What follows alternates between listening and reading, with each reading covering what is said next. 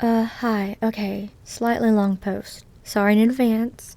My family, mom, stepdad, 2 stepsisters, and I moved in a very old farmhouse out in the boonies in Maryland. We lived there for around 7 years, and I have experienced a lot since being here, and kinda just wanted to share and see if y'all might have any ideas or things we could do to make all this stop. We've been renovating the entire time we've lived here. Finished the upstairs, first my bedroom, I'm 20 years old, a small bathroom in my stepsister's bedrooms, 19 and 23-year-olds. Downstairs is my parents, 42-year-old female and 54-year-old male. Room, living room, kitchen, dining, bathroom, and then an unfinished part of the house. 3 rooms we can't use. Parents' room is almost directly below mine. I came home from work tonight, and I was trying to relax when I heard extremely loud whistling outside. It went for about 3 minutes, just long notes getting louder. No wind, not close enough to neighbors. It sounded like it was directly outside my bedroom window. But I'm on the 2nd floor. It sounded human. I went to talk to my mom about it, to ask if she's heard it. I walked into her bedroom, where she was in bed with my stepdad, and both of our dogs were alarmed, hair raised and standing on end. They were standing up on the bed, so they clearly heard it. But she hadn't heard it. Instead, she was surprised to see me, that I had just gotten home. She said she had heard someone arguing an hour prior, followed by a loud crash inside the house, but could not find anything that had fallen or could have made the noise. She was home with just my stepdad, and they were both in bed. Other than tonight, I have heard something very large moving on the roof outside and tapping on my window, which scared me. A 20-year-old woman, to the point where I made my mom come upstairs and listen to it with me. We have no outside animals other than 2 fat to fly chickens and no trees near the roof. We still can't explain that. My mom had been out one night walking our Aussie, who has since passed, and came back in the house terrified. She said that Pippa, dog, had turned away from her, got low to the ground, and started snarling at the roof, where my mom looked up and saw a very tall human figure crouched by my stepsister's window on the 2nd story, and neither of my stepsisters were home. She made night walks very short after that. Both my stepsister and I saw a tall, white figure standing in the tree line while we were in the pool late at night, then watched it move into the trees. It set off our motion detecting security lights. We saw the same figure months later outside of my bedroom window in the ditch by our garage. There's much more. This is just outside stuff, but we have no idea what we're dealing with or whatsoever. My mom thinks that my stepsister and I brought something home from one of our urbex trips. I don't know. Any thoughts?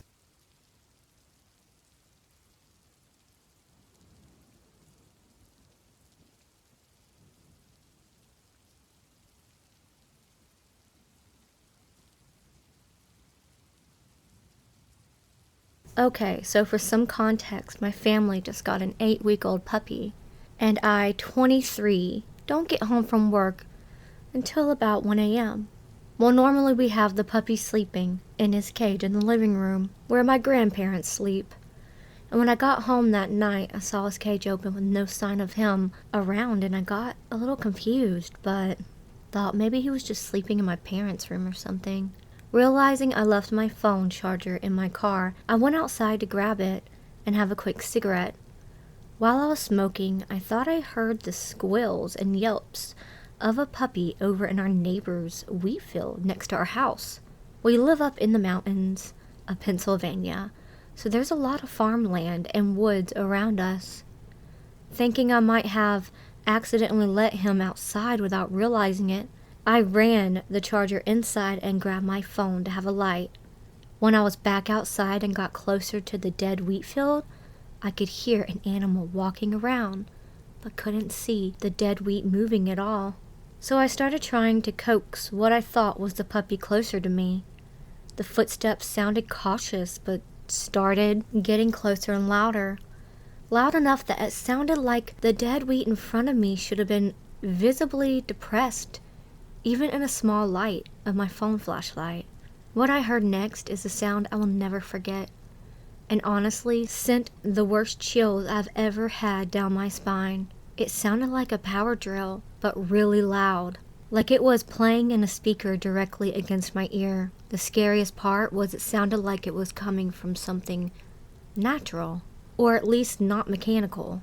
I ran for my life, and now when I'm outside, I hear breathing, footsteps, and other weird sounds, but nothing like what I heard that night. That was 2 weeks ago, and I'm still not sure what I heard. Can someone please help me possibly figure out what it was I encountered and why it still feels like whatever it was is still watching me outside my house?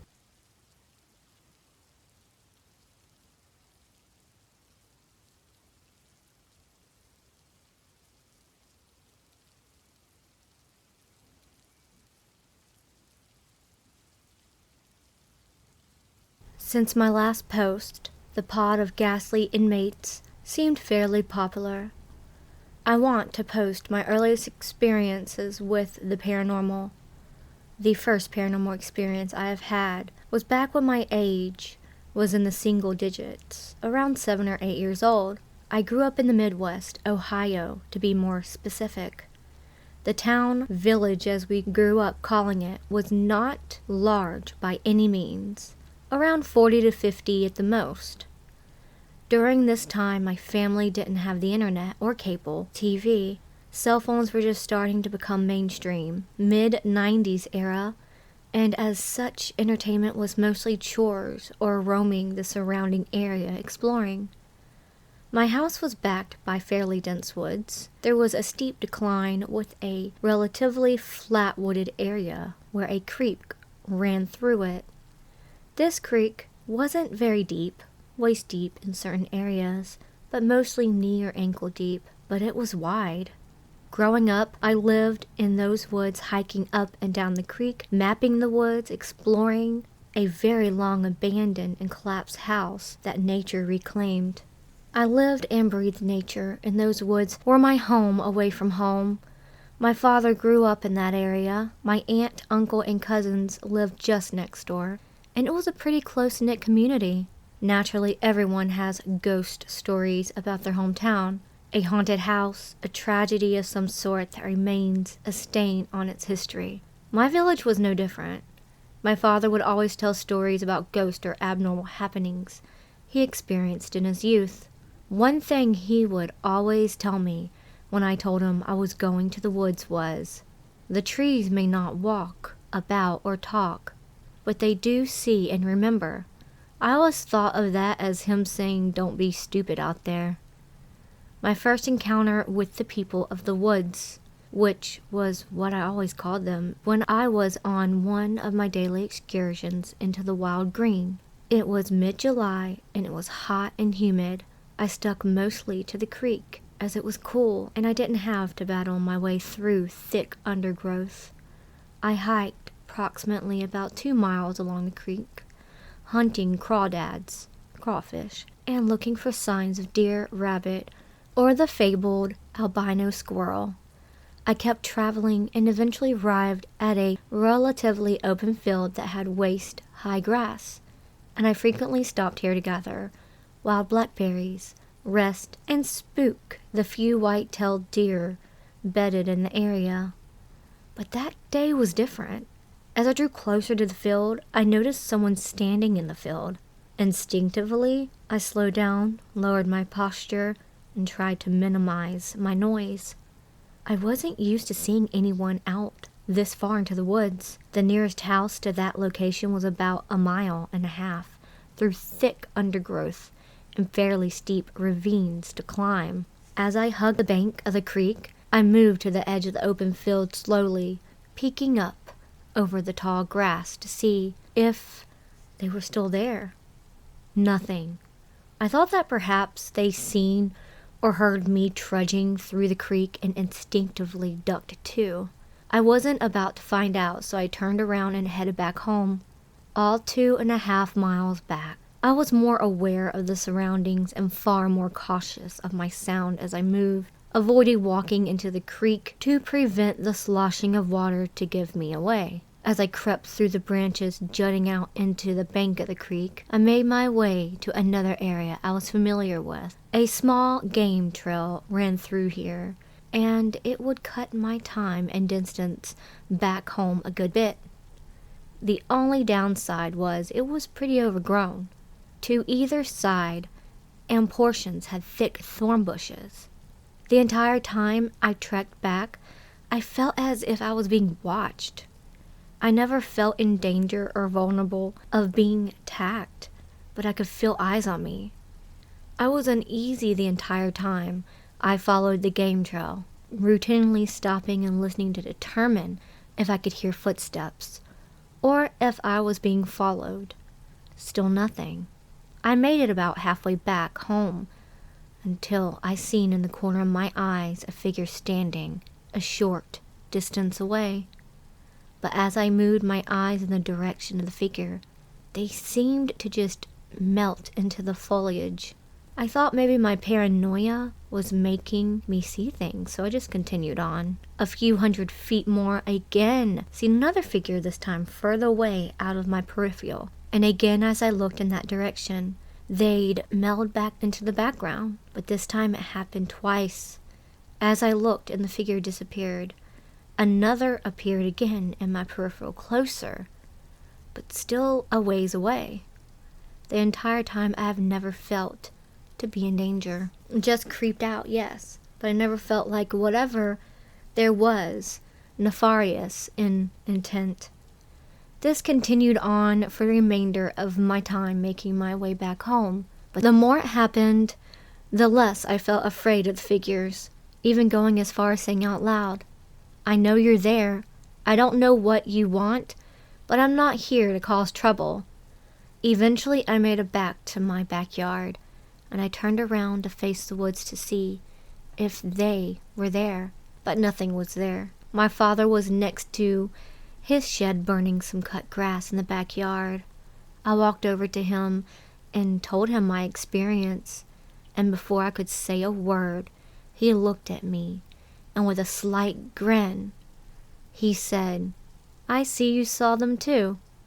I guess I had the look of terror written on my face. Without even missing a beat, he put down the hoe he was using to stoke the fire, walked past me to the woodline, and pulled out the can of dip he had in his pocket. He opened it, took a pinch out, and placed it on a stone, and that was jutting out from the ground, and walked back. I asked him what he did. He said he gave them an offering. He began explaining what he meant by the trees see and remember, that it was important that we respect nature whenever we enter her domain, and give an offering in return when we take things from her. Otherwise, she just may not let us back out. He gave me the can of dip and said that I saw where he believed were spirits of Native Americans keeping watch over their former land. I didn't really know what they were at the time, but I followed suit with what my dad did. Whenever I made my way back into the woods, I always left an offering, and although I still did see them from time to time, I never felt like I was ever in danger, and always made sure to respect them. If they appeared in my peripherals, I would travel in the opposite direction, apologizing for my transgressions. My cousins and many people in my village were aware of the existence, and just kind of gave them a wide berth whenever they appeared. I was oblivious to their existence, but when I learned of them and experienced them, a whole lot of people opened up about them, about some of the history of the town. It was an interesting experience.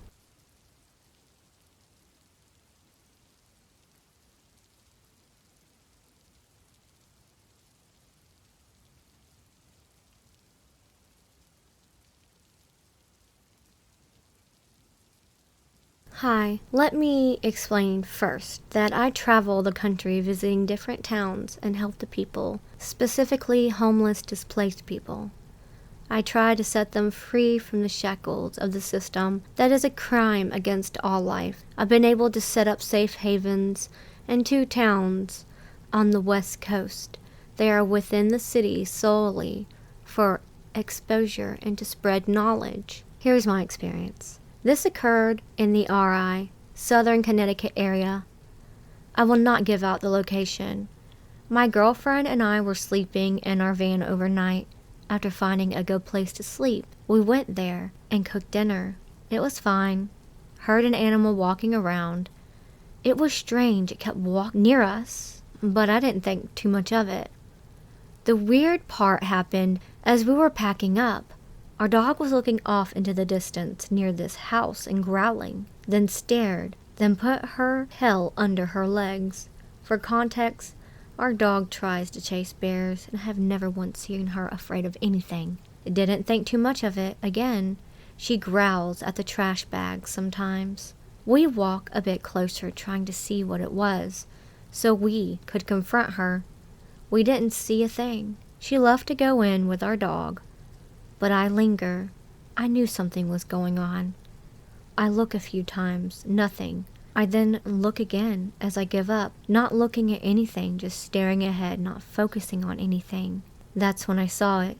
What looked like a giant stag. The torso was too big for its body, and it seemed to stand about 7 feet. It's walking along the side of the house, about 2 or 3 seconds into staring. It sees me. I immediately go into the van. Now let it be known that I never believe in ghosts and just started believing in entities in the past few years. I'm unsettled. I keep looking from our van window and nothing. Still, I can feel something. We brushed our teeth, went to bed. That was that. Still heard rustling, and I heard that. What sounded like a buck call, but wasn't too worried about that. What I assume is in an hour or 2 passes, and I wake up to this clicking noise at the pace of a clock. It sounded like a thick shell and mallet or 2 bones clinking together. I go back to sleep because I don't feel in danger. I wake up 3 or 4 more times. What I noticed is it sounds like it's about 10 feet or so by the van. This is just for me. It walked in straight lines, turned a 90-degree angle, and is going along the perimeter of my body without walking into my girlfriend's side. Back and forth, back and forth. I remember dreaming that night. I have many capabilities in the astral realm, being able to visit people in the dreams, create expanses, etc. I remember being a white expanse and sitting with a being with gray skin, antlers, and crow feathers for hair. Skin wasn't gross looking, just looked like gray skin. It said no one else would be able to handle the pressure. That's all I remember. My question is, what the fuck was this thing? Has anyone heard about this? I need some help here. I also say for a few nights after, in different areas, I heard movement. In 2 of the nights, I heard the same buck call and something hitting our front window. There was also scratches on one of our windows on the exact door that I was fighting the thought of it coming through. These scratches are no way from a rock. They are all intersecting and angular in basically a vague circle. What in the fuck did I experience? This author gave me the opportunity to read his experience. He does do a nonprofit that helps homeless people. I will put the link down below.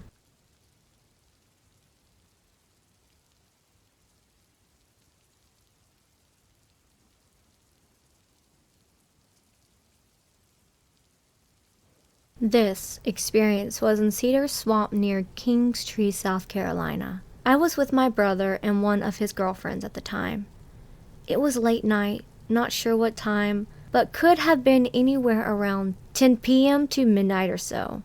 We decided to go exploring in the woods. We were near a big swamp at a friend's house that night, and I said sure, why not? So off we went. We didn't even get that far, and then we noticed something short standing just a few feet away, so we walked up, and it's a fucking pale creature with a very rounded head, no discernible features at night. Just seemed like it had eyes, but that's all I could make out, and long-ass legs. Just a big round head and 2 long legs. It just froze looking at us as we were frozen looking at it, and then it turns around and runs. We do the same. I saw a video on YouTube talking about Fresno night crawlers some time ago and freaked out to see they are real beings that others have seen. I have heard that Native Americans believe in them, and they did, in fact, come from or stay around swamps. I just can't remember what they are called. Either way, does anyone know their actual name? Has anyone else seen them? Any info is appreciated. Best to you.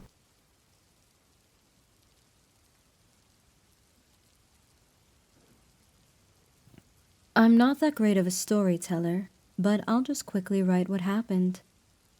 We were staying at a Hogan Airbnb on the Navajo Nation close to Monument Valley, and there were several very friendly, calm dogs roaming around. I and my friends, one of whom is deathly afraid of dogs, had no problem being with them or petting them. We had a gorgeous view of Monument Valley right from our door, and it was cold, yet cozy. That night I needed to use the bathroom and open the door to the dogs going absolutely nuts. There is a difference between a dog barking at just whatever, a person walking by, for example. And then there was this total fight or flight response. One of the dogs ran up to me, looking anxious and glancing into the desert behind the Hogan. It came close, then walked back to look into the desert behind the Hogan. Its fur stood up and it suddenly looked more like a wolf and took off into the desert at full speed, growling and barking at a huge shadow that ran away from the dog. There aren't many huge animals in the area, some deer and horses, maybe cattle, but this was bigger. I didn't stick around long enough to check what it was. I was pretty shaken by what I saw. I found some fresh wolf, mountain lion prints and hoof prints, probably from a horse. Outside the Hogan the next morning, the dog prints are smaller. Our host said we might have seen a skinwalker. I'd like to believe it was a horse. It was dark anyhow. But the host didn't want to talk about it much. The guides we met later on said the same thing and kept it at that. Later that day, one friend suddenly fell ill on a tour of another Hogan and almost fainted. That never happened before in her life. The guide said she probably had some bad spirits attached to her. She recovered quickly after stepping outside. That's all. It was a really wonderful trip overall. I'd go again if I could. I believe I heard native chanting shortly after the incident. I had gotten a phone call around the same time, around 2:22 a.m. That would have put the Skinwalker experience at around 2:15 a.m.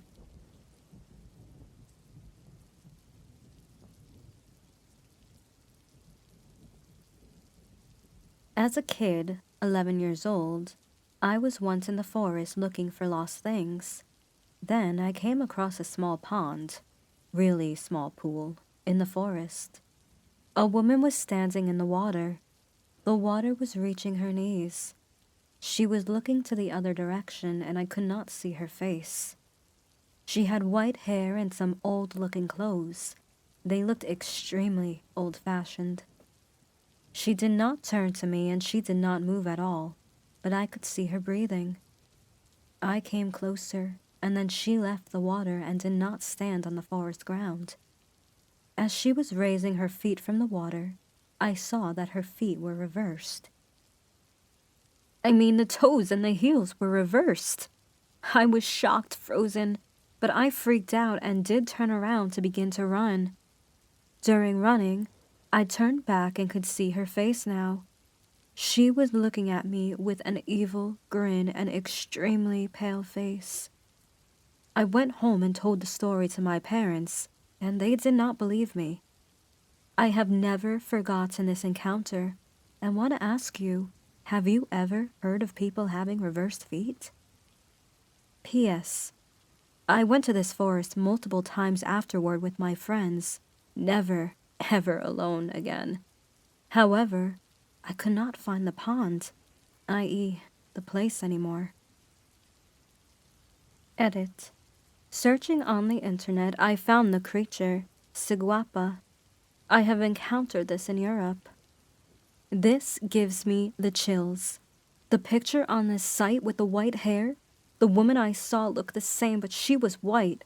She had extremely pale white skin, but the hair and everything else looked the same. I am almost crying. I had never thought of this incident again until today. The reason why I made a Reddit account to share my experience with others. In my life, some strange encounters happened. I will share them in another thread.